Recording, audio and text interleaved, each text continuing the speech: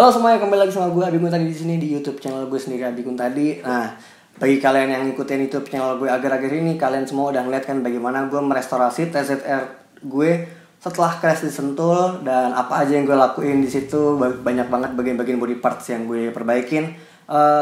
Banyakan beberapa gue lakuin DIY termasuk pengecatan dan juga reparasi di bagian detail-detailingnya. Jadi setelah gue posting video itu banyak banget yang nanya detailsnya malahan dibanding soal motor itu sendiri. Banyak banget ya gue yang nge-DM gue apa aja yang udah gue modifikasi untuk motor gue agar gue enak lakuin di Sentul. Sebenarnya gue udah pernah ngepost soal apa aja yang gue mau lakuin modifikasi di pada motor gue ya untuk di Sentul untuk track day gitu biasa mainly ya. Tapi gue di sini pengen kasih tahu 3 modifikasi dasar yang perlu kalian lakukan untuk motor kalian. Ini bisa diaplikasikan pada motor baru maupun motor second atau motor yang kalian punya juga gitu. Nah, jadi yang pertama adalah sistem pengereman. Sistem pengereman adalah modifikasi paling dasar yang menurut gue paling perlu di-upgrade dari standar ataupun motor second yang kalian udah beli gitu. Nah, kenapa? Karena kalau motor second itu kondisi pengeremannya kita nggak tahu, entah di kaliper itu ada yang kotor atau perlu diganti selang remnya pakai yang baru. Itu yang perlu diperhatikan. Tapi kalau untuk bagian motor yang baru, menurut gue juga perlu di-upgrade atau diganti paling enggak selang rem dan kampas remnya. Nah, itu menurut gue adalah parts-parts yang paling dasar perlu diganti sistem pengeremannya untuk meningkatkan performa pengereman kalian. Apalagi buat kalian-kalian yang suka kecepatan ya pada motor kalian. Menurut gue sistem pengereman tuh penting banget karena kalau motor kenceng nggak bisa ngerem sama aja gitu. Karena menurut gue juga banyakan orang tuh lebih milih modifikasi mesin di awalnya. Menurut gue itu agak percuma ya, karena menurut gue bukan percuma tapi nggak berfungsi maksimal aja kalau pengeremannya itu nggak diikutin. Menurut gue tuh kalau gue pribadi gue lebih mengenal motor gue itu lebih dari ke handlingnya dulu baru ke mesinnya dibanding mesinnya dulu baru ke handlingnya gitu.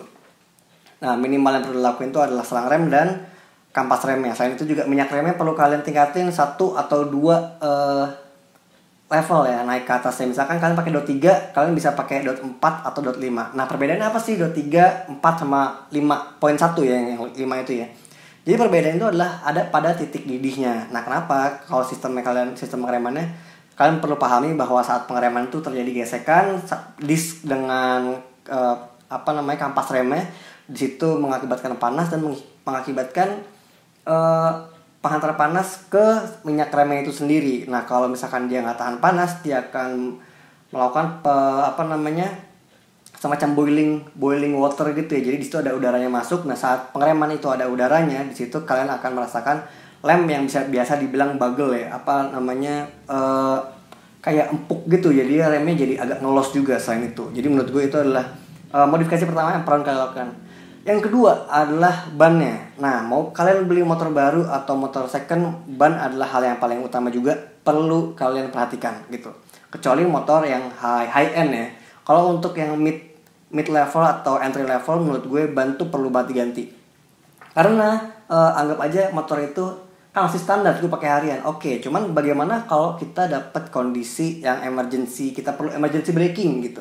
Yang dimana ban sangat mudah ngelok kalau kualitas bannya itu kurang oke gripnya gitu. Jadi menurut gue ban tuh perlu banget ditingkatin. Kalau kondisi baru, standar motor baru menurut gue agak kurang oke, jadi perlu diganti yang gripnya lebih baik. Kalau motor second mereka rata-rata umur bannya juga udah lama atau udah dipakai, jadinya peremajaan dari segi ban itu perlu banget.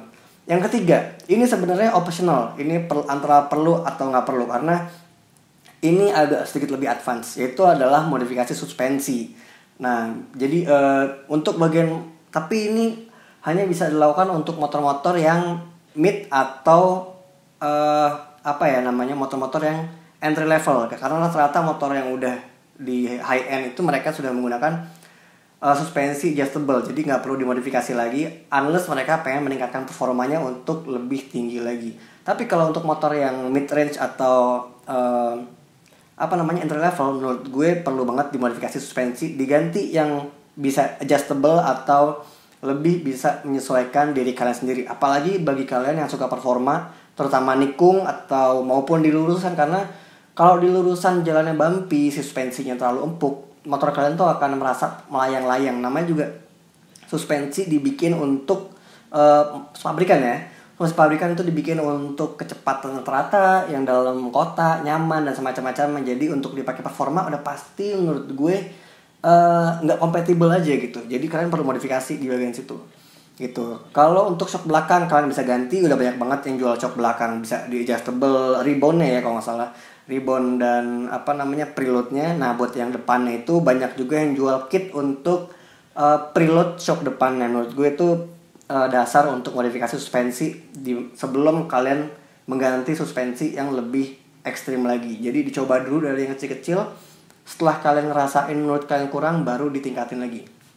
Nah setelah 3 modifikasi itu, baru gue menyarankan untuk modifikasi mesin. Karena menurut gue modifikasi mesin itu hal yang cukup advance ya. Hitungannya tuh sangat milimeter, dan kalian juga harus ngerti saat kalian ke bengkel untuk bilang ke mekaniknya, saya pengen mesin sekian gitu. Kalau kalian cuma bilang saya pengen motor kenceng gitu, oke, dimodifikasi sama mekanik yang ngerti. Tapi kalian sendiri pun nggak ngerti yang ujung-ujungnya entah perawatannya atau cara pemakaiannya yang nggak sesuai, akhirnya ujung-ujungnya kekencengan atau nggak sesuai sama ekspektasi kalian, yang ujung-ujungnya mau bazir juga gitu, atau nggak berfungsi maksimal. Jadi menurut gue 3 poin itu adalah 3 poin utama yang dimodifikasi. Pertama, awal-awal kalian modifikasi motor.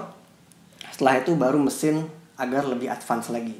Nah terutama buat kalian yang suka sirkuit nih, menurut gue handling tuh penting banget gitu. Karena menurut gue modifikasi suspensi, ban, dan pengereman kalian maksimalin dulu di handlingnya. Setelah itu mesin akan bisa ngikutin gitu. Oke guys, jadi buat tips buat kali ini itu aja. Buat kalian semua yang ingin bertanya-tanya soal motor, semoga gue bisa jawab. Soal 2 tak, sharing-sharing, gue akan sharing pengetahuan apa yang gue bisa kasih tahu. Jadi buat kalian semua yang udah nonton, terima kasih banyak. Jangan lupa like, share, dan subscribe. Ke teman-teman kalian juga share. Bagi kalian yang pengen modifikasi atau kasih saran, bisa kasih langsung videonya. Oke guys, jadi thank you semua. Sampai di next video.